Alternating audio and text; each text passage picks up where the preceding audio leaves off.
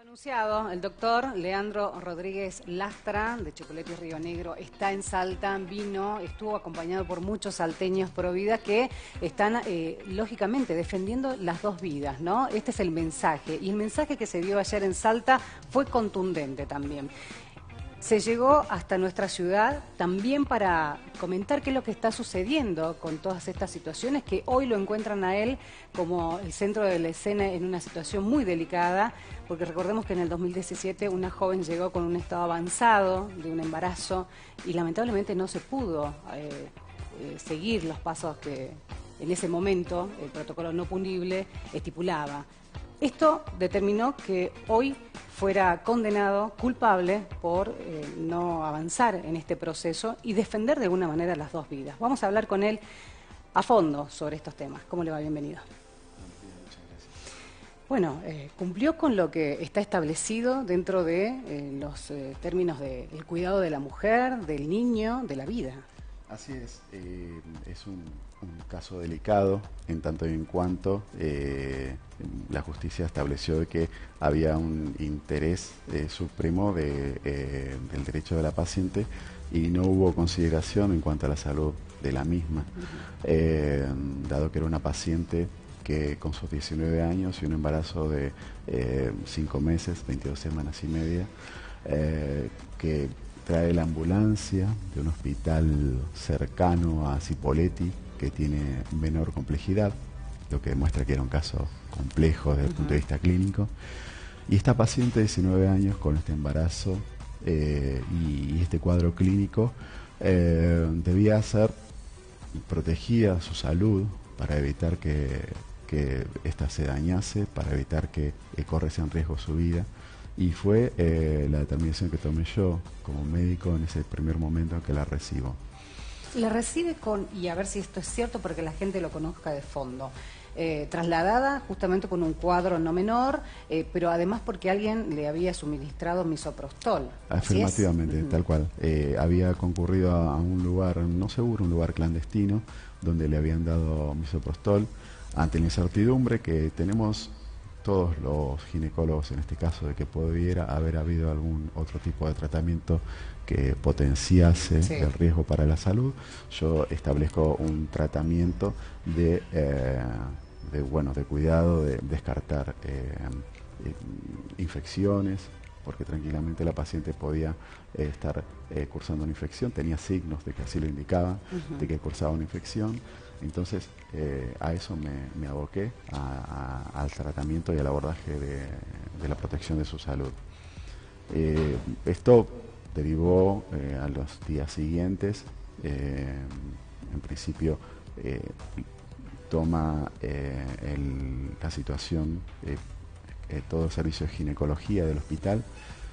Consideramos lo mismo, que debíamos estabilizar la salud de la paciente. ¿Intervino la dirección del hospital, ginecólogos, también psicólogos, asistentes sociales? Sí, ¿No fue solamente una decisión suya? No, de ninguna manera fue Pero una... es el único en este caso. Claro, soy el único porque, la Fiscalía dice que yo actué oponiéndome a un procedimiento, cosa que desde el punto de vista académico es absolutamente irracional. ¿Qué hubiese pasado si usted realizaba el aborto con 5 meses ya de embarazo? A ver, ¿qué hubiese sucedido? El aborto ya no correspondía, desde el punto de vista médico ya no era un aborto,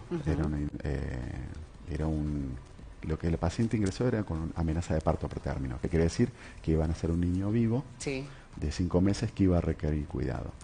Para realizar la interrupción del embarazo, los términos que marca la Organización Mundial de la Salud, hay que producir la muerte fetal intraútero y retirar el feto ya muerto. Este procedimiento no es un procedimiento sencillo, se debe hacer con una inyección a través del abdomen de la paciente hasta la cámara cardíaca del feto, con una inyección salina o con una inyección en el líquido amniótico, también de sustancias osmolares para producir la muerte del feto, y una vez que el feto está muerto, retirarlo. Claro. En definitiva, la misión de esto es que no nazca un chico vivo, precisamente porque va a requerir la atención, que era lo que hubiera pasado si este chico nacía. ¿Sí? Eh, si este chico nacía, iba a tener que intervenir al neonatólogo, darle la atención y este chico iba a tener una pequeña posibilidad de sobrevida y esta supervivencia muy probablemente hubiera sido con consecuencias muy graves. ¿Sí? Los chiquitos tan prematuros que nacen y resisten, O quedan con quedan secuelas, con con grandes secuelas, ceguera, sordera, retraso mental, etcétera, etcétera. Así que ese era el cuadro por el cual se impedía que en principio aborto no era, y en segundo lugar la prosecución de esto iba a poner más en riesgo a la paciente, porque si a este cuadro le sumábamos una hemorragia que se da en este tipo de embarazos avanzados que se interrumpen, se suele dar una hemorragia que comprometen mucho la salud de la paciente. Y si a este cuadro de ingreso delicado le sumábamos la hemorragia, el riesgo para la paciente iba a ser muy alto. Ahora, ¿usted consciente, en ese momento estaba consciente de que podía pasar todo esto que hoy lo tiene como centro de la escena? No, Para en nada. ese momento mi real preocupación era que la paciente se muera. Era mi real preocupación porque, hay cuadros que vemos los ginecólogos que son bastante, son típicos, digamos, ¿no? Es decir, cuando uno va sumando factores y ve que estos factores derivan en cuadros característicos que ponen en peligro a la paciente, eso genera en el médico de guardia una alarma y preocupa mucho en pos de la salud de la paciente. Por otro lado, sabiendo que la paciente había manifestado a través de este procedimiento su intención de interrumpir el embarazo, Sí. era delicado, porque sabía que la paciente había hecho una manifestación. Pero el problema en todo esto es que habría que establecer prioridades, y la prioridad era la salud de Claro. ella. Bueno, Pues, ¿qué dice el juramento hipocrático? ¿Qué dice? bueno, el juramento hipocrático, aparte de hablar del respeto de los médicos entre sí, aparte de hablar del respeto hacia el paciente, también habla del respeto de la vida desde el momento de la concepción. Y esto es insoslayable. Sin embargo, el cuadro que se presentó excede a este análisis todavía, porque uno puede verse realmente comprometido cuando tiene que tomar una decisión que equivocarse significaría la muerte de, en este caso, 2 personas. Claro. Ahora, también está claro esto, ¿no? La víctima, esta mujer, este embarazo es producto de una violación intrafamiliar. Sabemos que no hay denuncia, sabemos que no hay detenidos. Sabemos que además la persona, en un lugar clandestino que le administró, que le facilitó el misoprostol, tampoco. Pero sí el médico que trató de salvar la vida de ambos, ¿no? ¿Cómo se entiende eso? Es muy difícil de entender. Creo que la misma denunciante, porque hay que contextualizar, y la denuncia fue realizada por una diputada, una diputada Ni siquiera por la misma joven. No, es una diputada que vio evidentemente vulnerados sus intereses personales y ha realizado esta denuncia. Por empezar ese análisis, ¿no? Y después en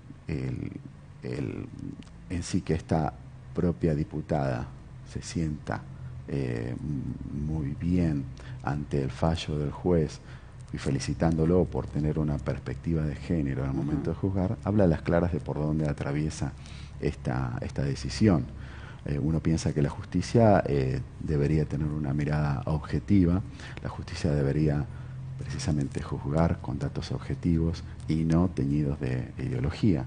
Eso es la única explicación que lleva en cierto modo, a entender del por qué yo estoy en este momento declarado culpable, y soslayando de que hubo todo un sistema de salud que apoyó esta determinación, y soslayando también que hubo muchísimas fallas previas a que yo recibiera a la paciente en el servicio, soslayando de que hubo en lugares paramédicos, lugares no médicos que haciendo ejercicio legal de la medicina le dieron medicación, soslayando de que, por supuesto, también hubo un abuso. En ese momento, no solo el momento que yo recibo a la paciente solo me manifiesta de que no quería tenerlo.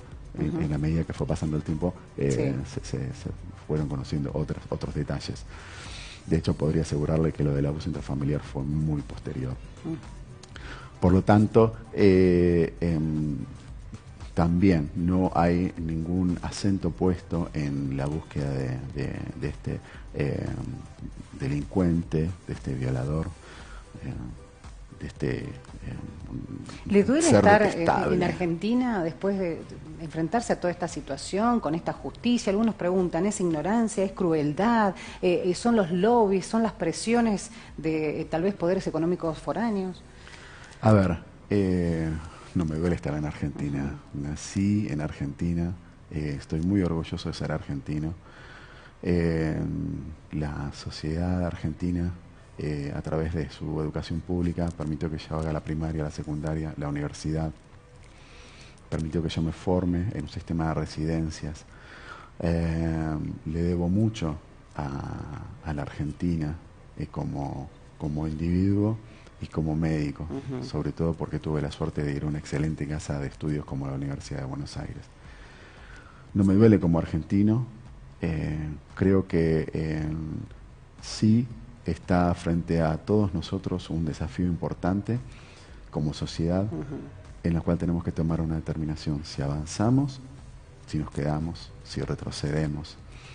Digo esto porque hay una discusión en la mesa, hay una discusión que se debe establecer, y esta discusión no puede ser ideologizada, ni de un lugar ni del otro. Esto tiene que quedar claro. Tiene que haber un punto medio en donde se permita el diálogo, se permita llegar a la solución de esta cuestión. Acá hay dos cosas fundamentales y dos derechos fundamentales. En principio, el derecho a la vida de aquel niño que no ha nacido y el derecho de la mujer a ser protegida. La mujer que accede o que intenta acceder a este tipo de procedimientos es una mujer vulnerable desde todo aspecto. Desde el aspecto social, vulnerable porque algunas han sido violadas, vulnerable porque la sociedad le estamos dando la espalda como sociedad a esas mujeres vulnerables.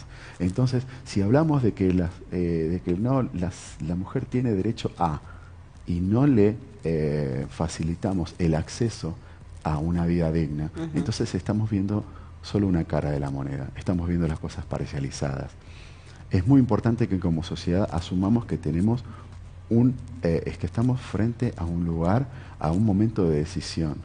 Como sociedad tenemos que también tener participación en todos los ámbitos, en los ámbitos de discusión locales, hasta en las legislaturas. Cuando uno en su casa piensa cómo puede revertirse esto, cuando las agrupaciones pro vida piensan cómo discutir y no ocupan lugares, por ejemplo, en la política, cuando se discuten entre sí y no existe una unión de las fuerzas pro vida por llegar a ocupar ese lugar, entonces esta discusión se va diluyendo y ahí sí empiezan a predominar las ideologías, empiezan a predominar las consignas por sobre la discusión, por sobre el consenso.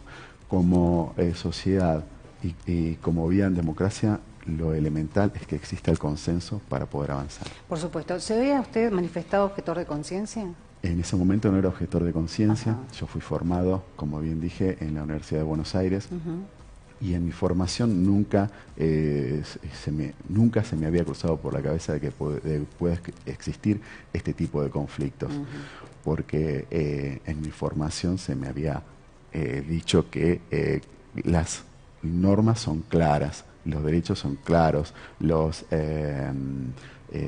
privilegios de la vida por encima de cualquier otro derecho son claros. Y era esa mi convicción y era esa mi tranquilidad. Cuando las cosas están claras uno puede trabajar de manera tranquila sabiendo de que nadie va a poder venir a reclamarle nada. en la medida de que se presentó esta situación, en la medida de que hubieron otras cosas de por medio y que yo me fui dando cuenta de que no es tan inocente este reclamo, sino que hay muchas cosas que están por detrás de esto, ahí mi postura cambió, como puede cambiar la postura de cualquiera de nosotros. Hoy usted piensa una cosa, mañana se enfrenta a alguna situación en particular y dice, no, voy a corregir el rumbo de mis pensamientos. Sí. A cualquiera nos puede pasar, a cualquier colega que está en este momento mirando esta nota, le puede pasar que dice, no, está bien que yo hacía o no hacía determinadas cosas y a partir de esto tengo que cambiar, tengo que modificar porque esto va a favorecer mi desarrollo profesional y sobre todo el reclamo de una dignidad nuestra como médicos, como trabajadores. ¿Qué pasó con el resto de sus colegas? ¿Cómo actuaron? ¿Qué apoyo tiene por parte de los médicos? Bueno, en principio, en el área donde yo trabajo, los tocoginecólogos se hicieron todos objetores de conciencia. Hay solo un tocoginecólogo en lo que es el Alto Valle de Río Negro que no es objetor de conciencia. El resto sí lo somos, por lo tanto, esa es una manifestación clara, tal vez una manifestación indirecta, pero una manifestación clara de apoyo, o hasta caso por lo menos de respuesta, ¿no?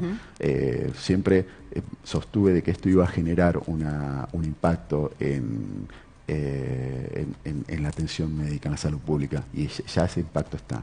Ese impacto también está en que el servicio de tocoginecología del Hospital Pedro Moiraski de Cipolletti, donde yo trabajo, ya se ha quedado casi sin ginecólogos. Solo hay 2 ginecólogos que hacen guardias, el resto va y viene para ¿Hay cumplir temor? las guardias. ¿Hay temor? Por supuesto que hay temor. Muchísimo. A ver, ¿cómo no va a haber temor si esto partió desde el poder hacia abajo? Entonces, eso por supuesto que da muchísimo temor a una salud pública que ya está castigada por los magros sueldos, por las condiciones laborales, todas esas cosas van castigando a la salud pública y esto es como un golpe de gracia, ¿no? Como un efecto más que los médicos no están ajenos a eso. Y la manifestación también hacia mi persona de cómo apoyan los colegas, la verdad que es, diría, casi unánime. Hay algunos que, por supuesto, tienen otras opiniones y es absolutamente respetable, pero yo puedo asegurar que ninguno de estos médicos que opina en contra son los encargados de extraer partes fetales del útero de su madre. Va a recorrer el país, lo está haciendo, de hecho. Sí, lo estoy haciendo a partir de la notoriedad de este caso. He sido invitado desde varios lugares. Voy gustosamente. Es un poco utilizar esta herramienta para contar la verdad, porque hay Totalmente. verdades que están a medias o tal vez un poco desdibujadas, ¿no? A través de A ver, los medios de comunicación. asumirme dueño de la verdad sería una arrogancia que se la cedo a la contraparte. Yo no soy dueño de la verdad, yo simplemente cuento mi historia, cuento lo que me pasó y que la gente haga su propia crítica. Me parece que si no estaría cometiendo el mismo error que es la intromisión de una ideología. Yo no pienso introducir una ideología o mis convicciones por encima de nada. Yo simplemente estoy diciendo, tomé una actitud como médico amparado en una cuestión académica, científica, y estoy siendo acusado por una cuestión ideológica. Esto es un mensaje claro que tiene que llegar a todos, que tiene que llegar a todos los médicos, que tiene que llegar al resto de la población también, porque hoy día está pasando lo mismo con los maestros, a quien se les está presionando por enseñar cosas que no corresponden, que ni siquiera tienen un sustento desde la pedagogía. Se está haciendo lo mismo con los farmacéuticos, con los enfermeros, hasta con los abogados. Todos estamos bajo esta misma presión. Me parece que mi rol, ahora que me tocó estar en este lugar, es divulgar esto, es que se conozca, es que la gente pueda tener otra herramienta para discernir de en qué situación estamos actualmente. Bueno, estamos todos en riesgo de alguna manera, ¿no? Sí, estamos en riesgo de tanto en cuanto no nos manifestemos, porque la herramienta que tiene la sociedad en una democracia es precisamente esa, manifestarse. Sin embargo, cuando uno calla, cuando uno acepta algo que está impuesto sobre todo por los medios masivos de comunicación o de desinformación, como se lo quiera llamar, cuando uno acepta eso como verdades y no busca su propio criterio, ahí está el peligro del avance de la sociedad. ¿Cómo ha modificado su vida esto, no? Mi vida ha modificado muchísimo. En principio, lo acabo de decir, pasé de una posición de no objeción de conciencia a sí, ser objeto Pero de conciencia. en lo personal también, en lo Sí, familiar. en lo personal, en lo familiar, ni hablar. Es muy difícil sobrellevar una acusación de este tipo.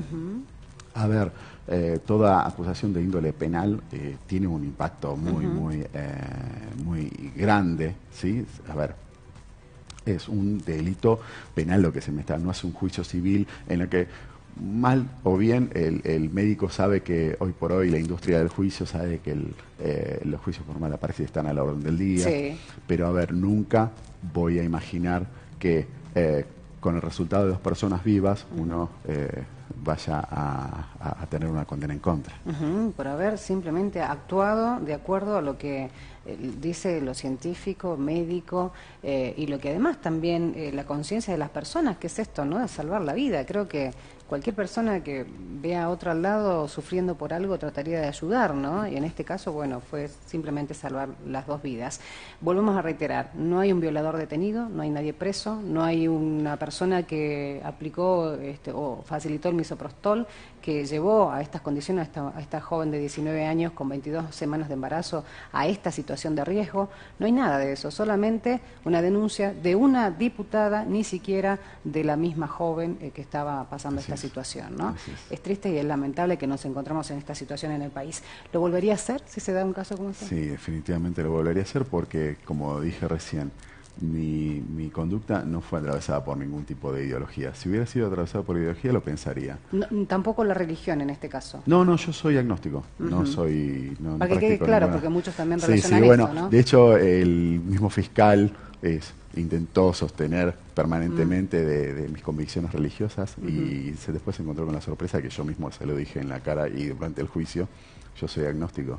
Mi única convicción es científica y los valores que tengo son los valores que,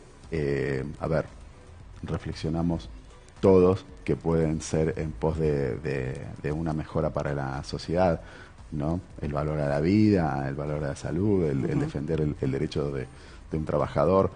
Me parece que son valores comunes a todos, independientemente de su religión. Muchísimas gracias por estar con El nosotros. El agradecido soy yo. Muchas por favor. Gracias. Nosotros nos encontramos la semana que viene. Reflexionamos sobre este tema, después de escuchar la verdad de la voz del doctor Leandro Rodríguez Lastra.